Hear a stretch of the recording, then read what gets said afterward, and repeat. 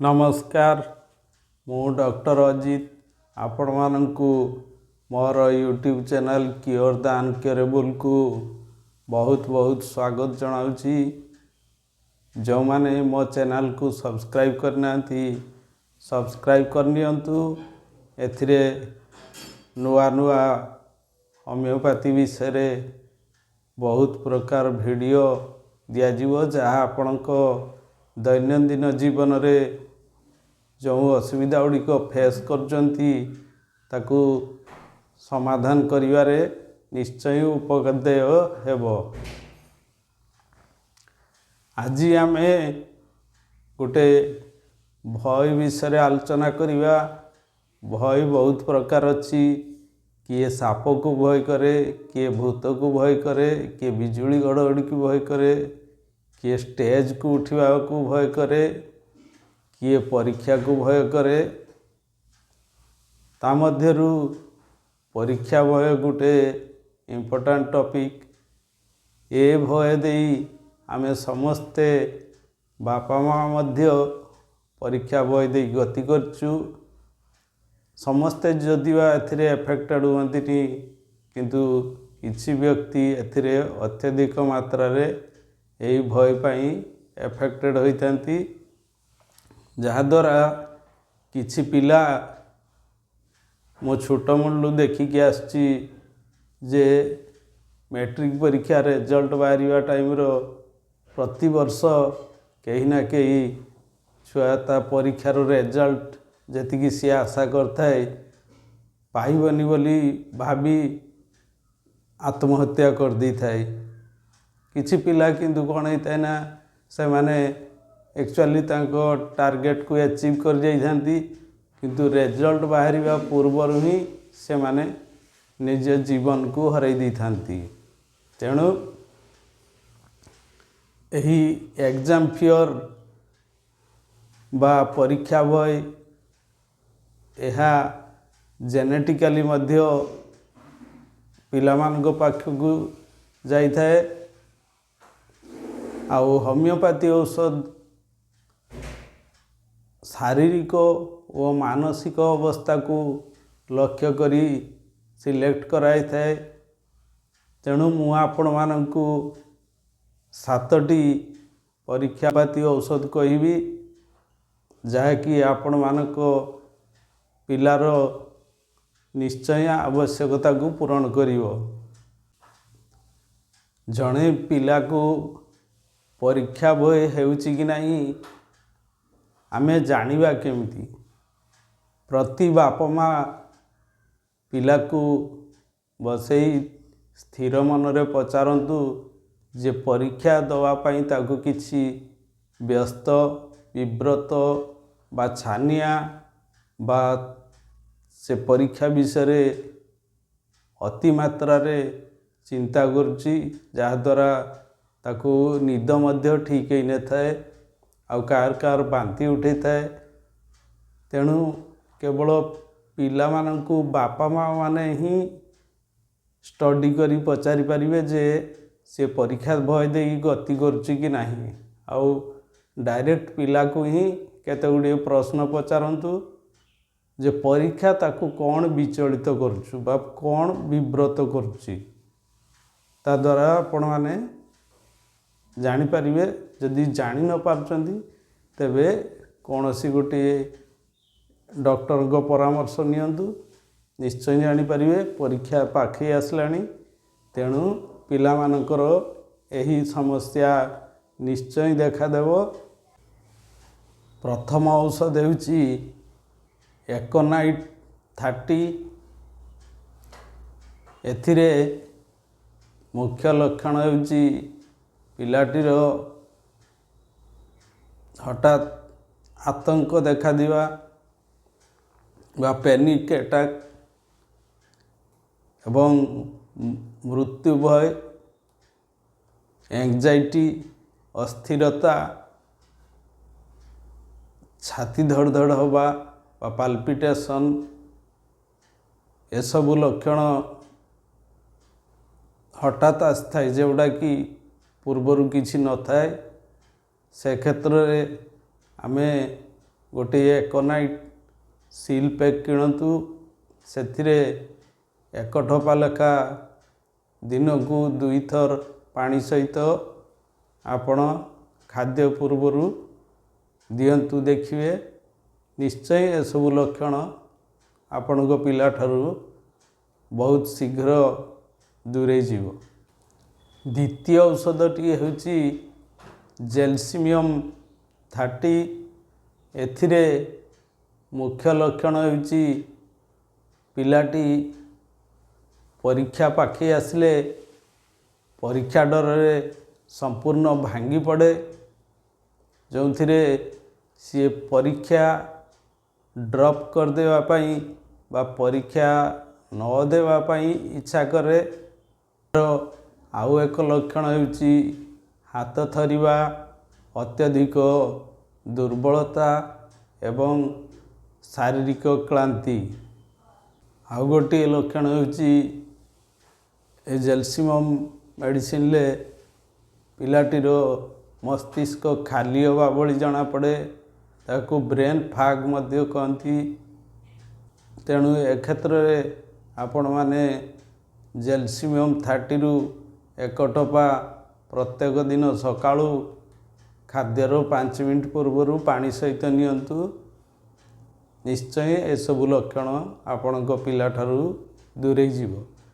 ଯଦି ଆପଣମାନେ ଏହାକୁ ଠିକ୍ ଭାବେ ଜାଣିପାରୁନାହାନ୍ତି, ତେବେ ଆପଣ ନିକଟସ୍ଥ ଡାକ୍ତରକୁ ଦେଖେଇ ସେଥିରେ ପରାମର୍ଶ କରି ଔଷଧ ନିଅନ୍ତୁ। ନିଶ୍ଚୟ ଉପକାର ପାଇବେ। ତୃତୀୟ ଔଷଧ ହେଉଛି ଆର୍ଜେଣ୍ଟ ନାଇଟ୍ରିକମ୍ 30।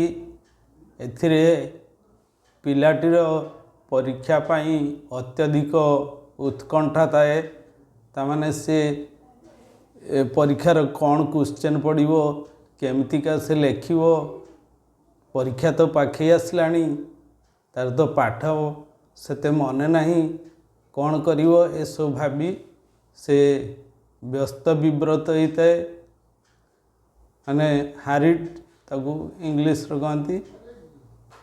ଆର୍ଜେଣ୍ଟ ନାଇଟ୍ରିକମ୍ 30 ଏହାର ଏକ ମୁଖ୍ୟ ଲକ୍ଷଣ ହେଉଛି ପରୀକ୍ଷା ପାଖେଇ ଆସିଲେ ତା ପେଟ ପ୍ରୋବ୍ଲେମ୍ ଦେଖାଯାଏ ବା ପେଟ ଅନିଜି ଫିଲ୍ ହୁଏ, ଗ୍ୟାସ୍ ଏକ୍ସେସ୍ ଫର୍ମେସନ୍ ହୋଇଥାଏ ଏବଂ ପିଲାଟି ବାରମ୍ବାର ଝାଡ଼ା ଯିବା ପାଇଁ ଇଚ୍ଛା କରିଥାଏ।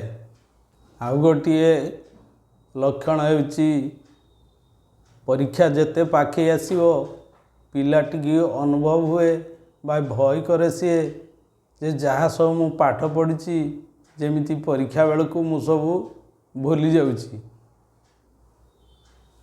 ଅସ୍ଥିରତା ଏବଂ ତରତର ହେବା, ଏହା ଆର୍ଜେଣ୍ଟ ନାଇଟ୍ରିକମ୍ ଔଷଧର ଗୋଟେ ମୁଖ୍ୟ ଲକ୍ଷଣ ଅଟେ। ଆପଣମାନେ ସର୍ବଦା ମେଡ଼ିସିନ୍ ଷ୍ଟୋରରୁ ସିଲ୍ ପ୍ୟାକ୍ ମେଡ଼ିସିନ୍ କିଣନ୍ତୁ ଏବଂ ଏହାକୁ ଡାକ୍ତରଙ୍କ ପରାମର୍ଶରେ ବ୍ୟବହାର କରନ୍ତୁ। ନିଶ୍ଚୟ ସୁଫଳ ପାଇବେ।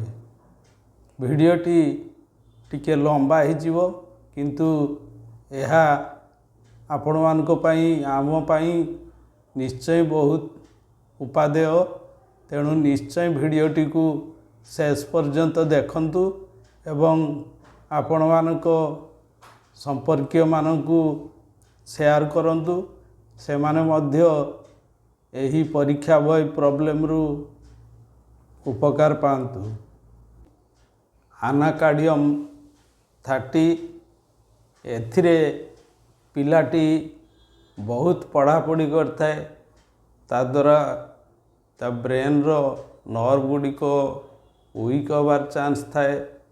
ତା ଯୋଗୁଁ ତାକୁ ସବୁ ଜଣାପଡ଼େ ଯେମିତି ସେ ପାଠ ଭୁଲି ଯାଉଛି।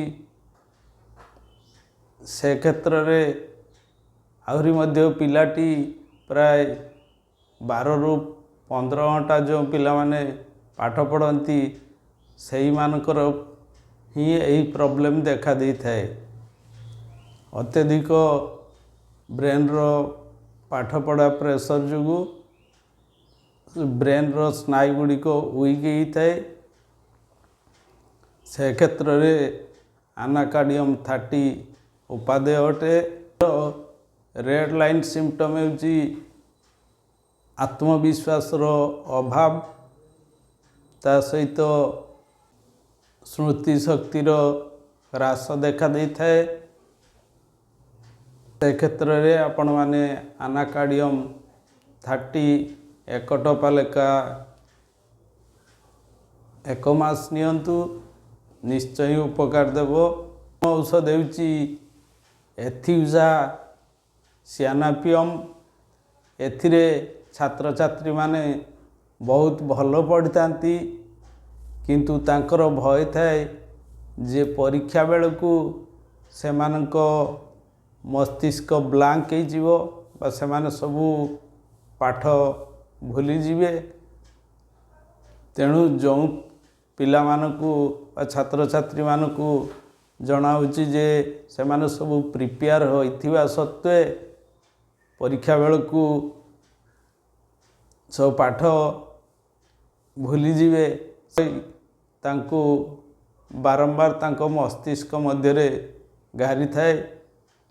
ସେ କ୍ଷେତ୍ରରେ ଆପଣମାନେ ଏଥିଉଜା ସାଇନାପିୟମ୍ 30 1 ଟୋପା ଲେଖା ସକାଳେ ଖାଲି ପେଟରେ ଦିଅନ୍ତୁ, ନିଶ୍ଚୟ ଉପକାର ପାଇବେ। ଆପଣମାନେ ଧୈର୍ଯ୍ୟର ସହିତ ଭିଡ଼ିଓଟିକୁ ଦେଖିଥିବାରୁ ବହୁତ ବହୁତ ଧନ୍ୟବାଦ। ଏ ଭିଡ଼ିଓଟିକୁ ବହୁତ ମାତ୍ରାରେ ଆପଣମାନେ ସେୟାର କରନ୍ତୁ ଏବଂ ନିଜେ ଏହି ଭିଡ଼ିଓ ଦେଖି ଡାକ୍ତରଙ୍କ ପରାମର୍ଶରେ ଔଷଧ ନିଅନ୍ତୁ, ନିଶ୍ଚୟ ଉପକାର ପାଇବେ। ଷଷ୍ଠ ଔଷଧ ହେଉଛି କାଲିଫସ୍ 6X। ଏହା ଏକ ବାୟୋକେମିକ ଔଷଧ। ଏଥିରେ ଅତ୍ୟଧିକ ପଢ଼ିବା ହେତୁ ପିଲାଟିର ଏକାଗ୍ରତାର ଅଭାବ ଦେଖାଇଥାଏ। ଏଥିରେ ମୁଖ୍ୟ ଲକ୍ଷଣ ହେଉଛି ପଢ଼ିବା ଯୋଗୁଁ ମାନସିକ କ୍ଳାନ୍ତି ଦେଖାଦେଏ ଏବଂ ବାରମ୍ବାର ବ୍ରେନ୍ର ତାର ଭୟ ଥାଏ ଯେ ପରୀକ୍ଷାରେ ସବୁ ସେ ଭୁଲି ଯାଇଛି। ଏଥିପାଇଁ ତାକୁ ନିଦ ଠିକ୍ ଭାବେ ହୋଇନଥାଏ। ଅତ୍ୟଧିକ ପରୀକ୍ଷା ଚିନ୍ତା ଯୋଗୁଁ ତାର ମୁଣ୍ଡ ବହୁତ ମାତ୍ରାରେ ବିନ୍ଧିଥାଏ। ସେ କ୍ଷେତ୍ରରେ ଆପଣମାନେ କାଲିଫସ୍ 6X 4ଟି ଗୋଲି ଉଷୁମ ପାଣିରେ ସକାଳୁ ଖାଲି ପେଟରେ ନିଅନ୍ତୁ, ନିଶ୍ଚୟ ଆପଣମାନଙ୍କର ଉପକାର ହେବ। ସପ୍ତମ ଔଷଧ ହେଉଛି ଲାଇକୋପୋଡ଼ିୟମ୍ 30। ଏଥିରେ ପିଲାଟି ବାହାରକୁ ସାହସୀ ଜଣାପଡ଼େ, କିନ୍ତୁ ଭିତରେ ତାର ଆତ୍ମବିଶ୍ୱାସ ବା ସେଲ୍ଫ କନଫିଡେନ୍ସ କମ୍ ଥାଏ। ଏଥିରେ ରେଡ୍ ଲାଇନ୍ ସିମ୍ପଟମ୍ ହେଉଛି ପରୀକ୍ଷା ଜନିତ ବାରମ୍ବାର ଚିନ୍ତା ଯୋଗୁଁ ପେଟ ଜନିତ ସମସ୍ୟା ଦେଖାଯିବା। ଏଥିରେ ଛାତ୍ରଛାତ୍ରୀମାନଙ୍କର ପରୀକ୍ଷା ଦେବାକୁ ଭୟ ଏବଂ ପରୀକ୍ଷାରେ ବିଫଳ ହେବାର ଭୟ ଅତ୍ୟଧିକ ଦେଖାଇଥାଏ। Fear of performance and fear of failure in examination. ସେ କ୍ଷେତ୍ରରେ ଲାଇକୋପୋଡ଼ିୟମ୍ ଗୋଟେ ମୁଖ୍ୟ ଔଷଧ ଅଟେ ଏବଂ ଏଥିରେ ପରୀକ୍ଷା ପାଖେଇ ଆସିଲେ ପେଟ ଫାମ୍ପିବା ବା ପେଟ ଜନିତ ବିଭିନ୍ନ ପ୍ରକାର ଅସୁବିଧା ପିଲାଟି ଫେସ୍ କରିଥାଏ। ଏକ୍ଜାମ୍ ପ୍ରେସରରେ ପିଲାଟିର ସ୍ମୃତି ଶକ୍ତି କମି ଯାଇଥାଏ। ଏହା ମଧ୍ୟ ଏହି ଔଷଧର ଏକ ମୁଖ୍ୟ ଲକ୍ଷଣ ଅଟେ। ମୁଁ ଆପଣମାନଙ୍କୁ ବେଷ୍ଟ 7ଟି ଲକ୍ଷଣ କହିଲି। ଆକୁ ଛାଡ଼ି ମଧ୍ୟ ଆହୁରି ଅନେକ ଗୁଡ଼ିଏ ହୋମିଓପାଥିରେ ଔଷଧ ଅଛି। ଏଗୁଡ଼ିକ ଆପଣମାନେ ନିର୍ଦ୍ୱନ୍ଦ୍ୱରେ ନେଇପାରିବେ। ଏଥିରେ କିଛି ପାର୍ଶ୍ୱ ପ୍ରତିକ୍ରିୟା ସେମିତି ଜଣାପଡ଼ିନଥାଏ। आउ जो मानकर पिलाटी अत्यधिक भय होता है बा मास मास धरी भय लगी रही है से माने आसी आमको आम क्लिनिक रे देखा करंतु। आम क्लिनिक जो पिला माने 3-4 मास पूर्वरु अत्यधिक भय करती से डाक्तर परामर्श निहाती जरूरी। आउ जो माने जस्ट टिके भय करता सेमती किसी कौन सी औषधर आवश्यकता न थाए। किंतु जो माने जो पिला माने बा छात्र छात्री माने अत्यधिक भय होती अनिद्रा देखाई थाए ता द्वारा ता ब्रेन ही सबू पाठ को स्टोर करता सी जदि बार बार डिस्टर्ब फील करिवो तेणु निश्चय परीक्षा ताकू विचलित करिवो एवं तार जो मार्क अचीव करने पाई लक्ष्य थाए से लक्ष्य मध्य विच्युत होबार चांस अच्छी। तेणु आपण माने जो माने अधिक दिन धरी यही असुविधा फेस करचंती से माने आम क्लिनिक बालेश्वर बस स्टैंड निकट रे अच्छी आसी देखा करंतु। जो माने दूर रे अछंती से माने ऑनलाइन माध्यम रे स्पीड पोस्ट माध्यम रे मध्य औषध नहीं पारिबे। आउ ता सहित आपण माने परीक्षार मासे 2 मास पूर्वरु पिला को चाउमिन एग रोल गुपचुप पकोड़ा इत्यादि फास्ट फूड फारू दूरे रखंतु। सात्विक खाद्य दिंतु सबुज पनीपरिया फल एसबु दिंतु एवं प्रतिदिन अति कम रे 3 लीटर पानी दिंतु पीवा पाई। आउ प्रतिदिन अति कम रे सकाळु 10 मिनिट एवं संध्यारे 10 मिनिट साइलेंटली बसी योग प्राणायाम ध्यान एसबु करंतु।